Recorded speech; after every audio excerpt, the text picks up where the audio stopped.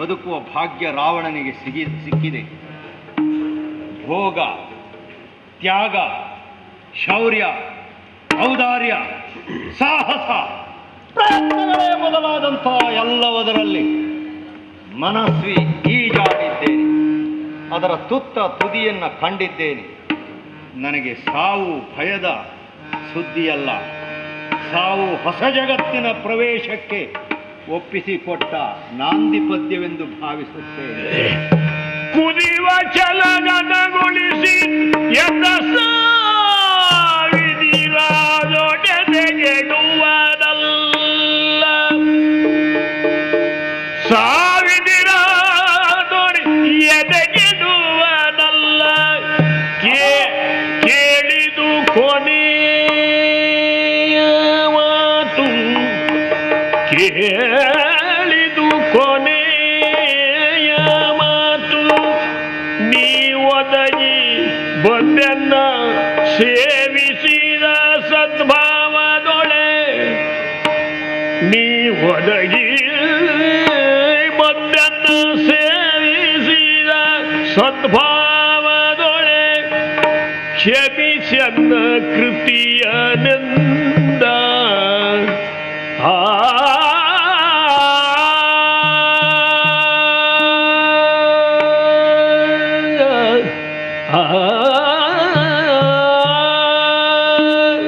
ಮಂಡೋದರಿ, ಅಂತೂ ರಾವಣ ತನ್ನ ಧೋರಣೆಯಲ್ಲಿ ಯಾವ ಬದಲಾವಣೆಯನ್ನು ಮಾಡಿಕೊಳ್ಳಲಾರ.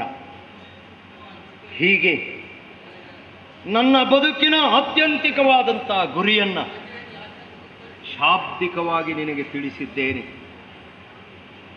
ತಾತ್ವಿಕವಾಗಿ ಬದುಕಿದ ನನ್ನ ಬದುಕಿನ ಅರ್ಥ ಆಗದೇ ಇರಬಹುದು ಎಂಬ ಅನುಮಾನಕ್ಕೆ ಹೇಳುತ್ತಿದ್ದೇನೆ.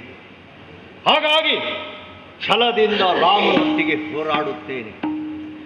ಸಾವು ಬದುಕುಗಳು ನನಗೆ ಮುಖ್ಯ ವಿಷಯ ಅಲ್ಲ. ಆದರೆ ಒಂದು ಮುಖ್ಯ ವಿಷಯ, ಒಂದು ದೃಷ್ಟಿಯಿಂದ ಕೊನೆಯದಾದ ಮಾತುಗಳನ್ನು ನಿನ್ನಲ್ಲಿ ಆಡಿಕೊಳ್ಳಬೇಕಾದಂಥ ಸನ್ನಿವೇಶ ಮಂಡೋದರಿ. ಜೀವಿಗೆ ಕೊನೆಯ ಮಾತು ಆಗುವುದು ಯಾವಾಗ? ಮತ್ತೆ ಆ ಮಾತನ್ನು ಆಡುವುದಕ್ಕೆ ಅವಕಾಶವೇ ಇಲ್ಲದಾಗ, ಅಥವಾ ಆಡಬೇಕಾದಂಥ ಸಂದರ್ಭ ಬರದೇ ಇದ್ದಾಗ. ಅಂದರೆ ನನ್ನ ಬದುಕನ್ನು ನನ್ನ ಇಷ್ಟದಂತೆ ಸ್ವೇಚ್ಛೆಯಾಗಿ ಈ ಜೀವನ ಕ್ರಮವನ್ನು ನಡೆಸಿಕೊಂಡು ಬಂದಿದ್ದೇನೆ. ಪಕ್ಕದಲ್ಲಿ ನಿಂತ ನಿನ್ನ ಮನಸ್ಸಿನ ಏರಿಳಿತಗಳನ್ನು ಯೋಚಿಸುವಷ್ಟು ವ್ಯವಧಾನ ಈ ರಾವಣನಿಗೆ ಇಲ್ಲ. ಆನೆ ನುಗ್ಗಿದ್ದೇ ರಾಜಮಾರ್ಗವೆಂಬ ಸ್ವರೂಪದಲ್ಲಿ ನಾನು ಹೋಗುತ್ತಿರುವಾಗ ಮಾನಸಿಕವಾಗಿ ಒಪ್ಪಿಗೆ ಇರಲಿ ಇರದೆ ಉಳಿಯಲಿ ನನ್ನನ್ನು ಅನುಸರಿಸಿಕೊಂಡು ಬಂದವರು. ಒಂದು ದೃಷ್ಟಿಯಿಂದ ಒಂದು ಪುರುಷ ತನ್ನ ಎಲ್ಲ ಸಾಧನೆಯಲ್ಲಿ ಸ್ತ್ರೀಯ ಸಹಕಾರ ಸಹಾನುಭೂತಿ ಹೊಂದಿಕೊಂಡು ಇರುತ್ತಾನೆ ಎಂಬುದು ಲೋಕದ ಸತ್ಯ.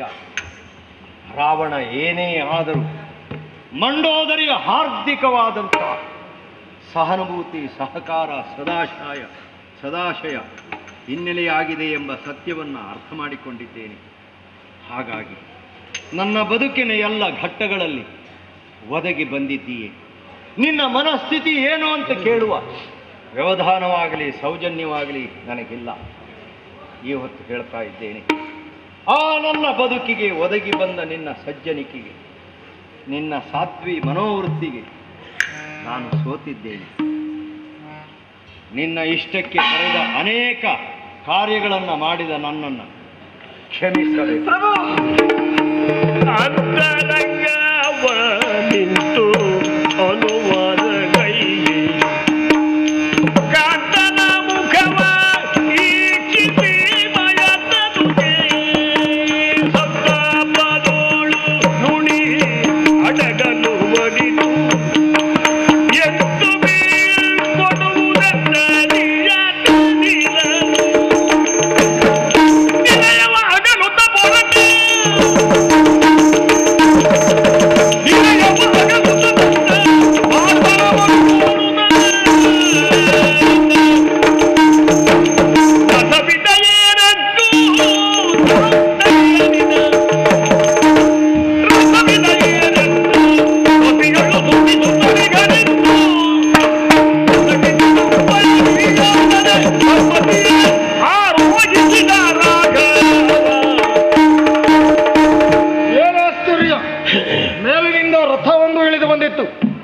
ಮಾತುಲಿಯು ರಥವನ್ನು ಏರಬೇಕು, ಇದು ದೇವೇಂದ್ರನ ವಿಜ್ಞಾಪನೆ, ಹೀಗೆ ಹೇಳಿದ್ದಾನೆ. ಆದರೆ ರಥ ನಾನು ಒಲ್ಲೆ. ಇಷ್ಟು ಹೊತ್ತಿನವರೆಗೂ ರಾವಣನ ಯುದ್ಧಕ್ಕೆ ನಾನು ರಥವನ್ನು ಉಪಯೋಗಿಸಲಿಲ್ಲ. ಇಷ್ಟರವರೆಗೆ ಹೇಗೆ ಯುದ್ಧ ಮಾಡಿದ್ದೇನೋ ಹಾಗೆಯೇ ಮುಂದುವರಿಸುತ್ತೇನೆ. ಆದರೊಂದು ನಮ್ಮವರೆಲ್ಲ ಹೇಳಿದರು, ರಾಮ ನೀನು ರಥ ಏರಲೇಬೇಕು. ಹಾಗಾಗಿ ನನಗೆ ಬೇಕಾಗಿ ಅಲ್ಲ ರಥ, ನಮ್ಮವರ ಸಮಾಧಾನಕ್ಕೆ.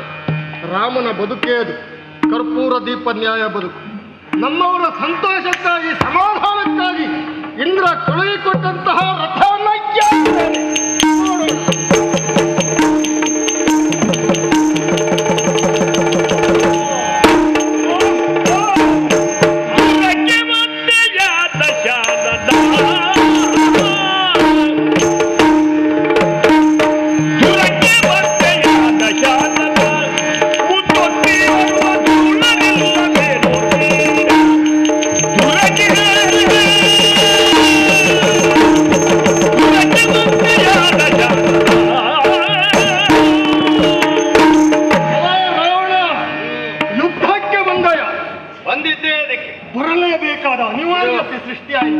ಇದು ನಿರ್ಮಾಣ ಆದದ್ದೇ ಕಾಳಗಕ್ಕೆ. ಹಾಗಂತ ನನಗೆ ಈ ಕ್ಷಣದವರೆಗೂ ಅನ್ನಿಸಿರಲಿಲ್ಲ. ನಿನ್ನನ್ನು ನಿರೀಕ್ಷಿಸಿಯೇ ನಾನು ಇಲ್ಲಿಗೆ ಬಂದವ. ಯುದ್ಧಕ್ಕೆ ನೀನು ಬರಲಿಲ್ಲ, ನಿನ್ನವರನ್ನೆಲ್ಲ ಕಳುಹಿಕೊಟ್ಟೆಯಲ್ಲ. ಹಾಗಾಗಿ ನಿನ್ನವರಿಗಾಗಿ ಯುದ್ಧ, ನಿನಗಾಗಿ ಅಲ್ಲ ಅಂತ ನಾನು ಆಲೋಚಿಸಿದ್ದು. ಈ ಹೊತ್ತು ಮುಂದೊತ್ತಿ ಬರುವವರು ಯಾರೂ ಇಲ್ಲ ಅಂತ ಕಾಣಿಸ್ತದೆ. ಹಾಗಾಗಿ ನೀನೇ ಯುದ್ಧಕ್ಕೆ ಬರುವ ಅನಿವಾರ್ಯತೆ ಸೃಷ್ಟಿಯಾಯಿತೆ. ನಿನಗೂ ಅನಿವಾರ್ಯತೆ ಏನು?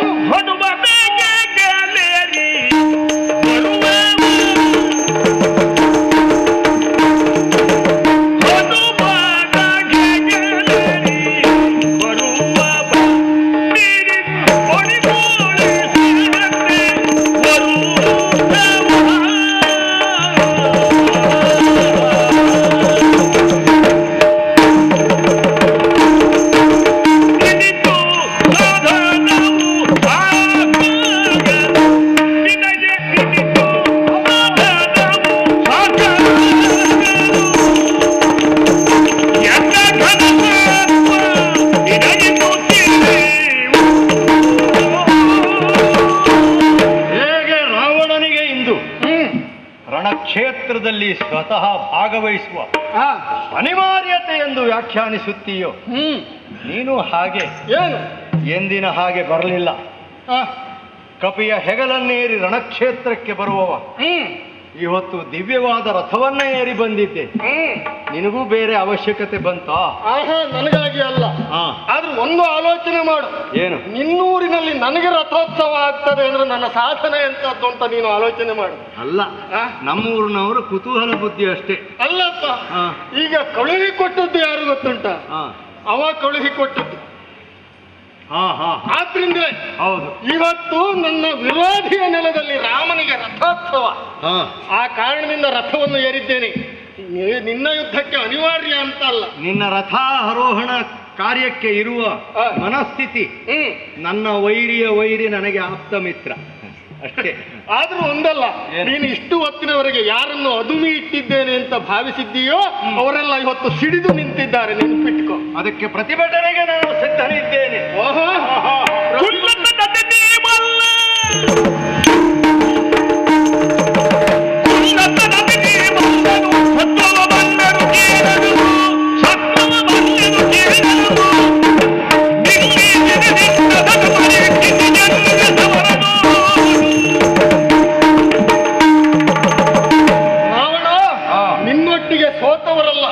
ನೀನು ಮೇಲೆ ಎಷ್ಟಿದ್ದಿ ಕೆಳಗೆ ಎಷ್ಟಿದ್ದಿ ಹೇಳುವ ಲೆಕ್ಕ ಸಿಕ್ಕದೆ ಸೋತವರು.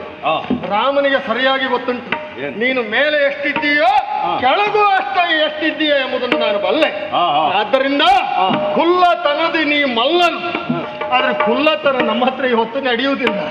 ನಿನ್ನ ಯಾವ ಇಂದ್ರಜಾಲವೋ ಮಾಯಾಜಾಲವೋ ನಡೆಯುವುದಿಲ್ಲ ಈ ಹೊತ್ತು. ನಾವು ನಡೆಸಿದ್ದೇವೆ ಒಂದು ಕಾಲದಲ್ಲಿ ನಿಮ್ಮ ಕೊಲದ ಮೇಲೆ. ಎಲ್ಲಿ ನಡೆಸಿದ್ದೀವಿ? ಅದು ಅರಣ್ಯಕ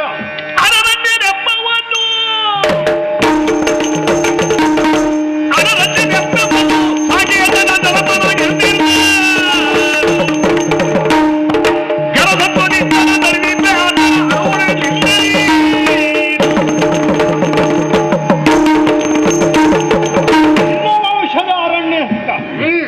ಆ ಅನರಣ್ಯನ ವಿಷಯದಲ್ಲಿ ಹೋಗಿ ಅವನನ್ನು ತುಡುಕಿ ಅವನನ್ನು ಮುಗಿಸಿದ್ದೇನೆ.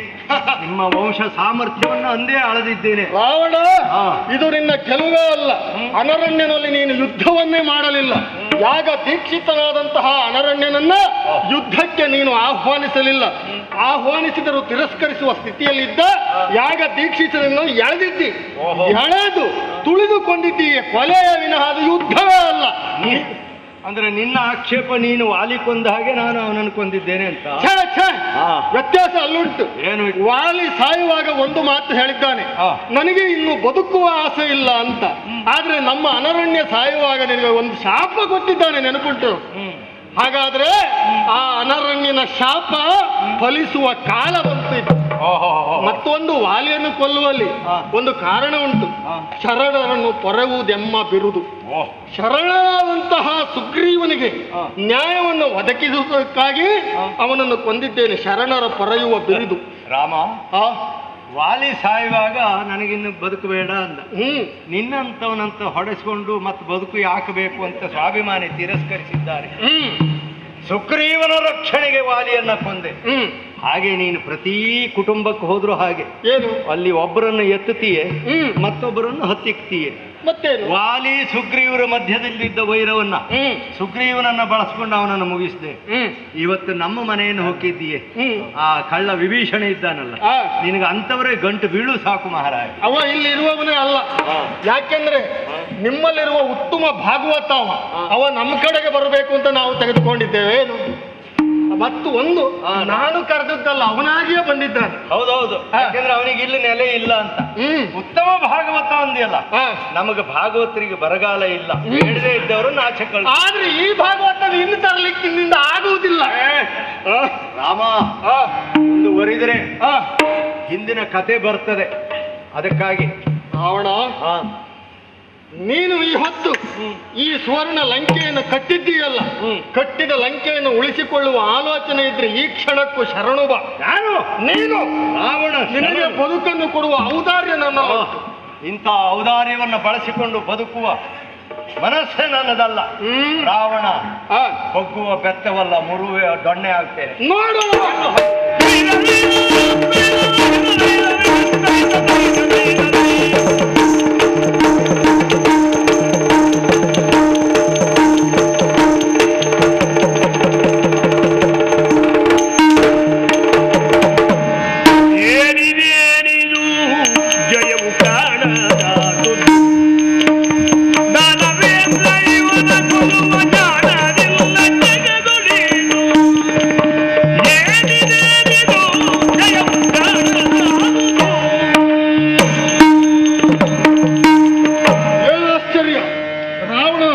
ಕತ್ತರಿಸಿದ್ದೇನೆ, ಮತ್ತೆ ಚಿಗುರೊಡೆದು ಬರುತ್ತಾ ಇದೆ. ಹಾಗಾದ್ರೆ ಇವನನ್ನ ಕೊಲ್ಲುವ ಪರ್ಯಂತು, ಈ ಯುದ್ಧದ ಪರಿಸಮಾಪ್ತಿಯಂತೂ ಶಿವನೇ ದಾರಿಯನ್ನು ಮುಂದೆ ಯುದ್ಧಕ್ಕೆ. ರಾಮಚಂದ್ರ, ರಾವಣನ್ನ ಕೊಲ್ಲುವುದಕ್ಕಾಗಿ ಯೋಚಿಸ್ತಾ ಇದೆಯಾ? ಬಿಡುವ ಯೋಚನೆಯನ್ನು. ಕುಂಭಸಂಭವರಿಂದ ದತ್ತವಾದಂತಹ ಆದಿತ್ಯ ಹೃದಯವನ್ನು ಪಠಿಸು. ಹೇಳು, ಜಾಗೃತನಾಗು.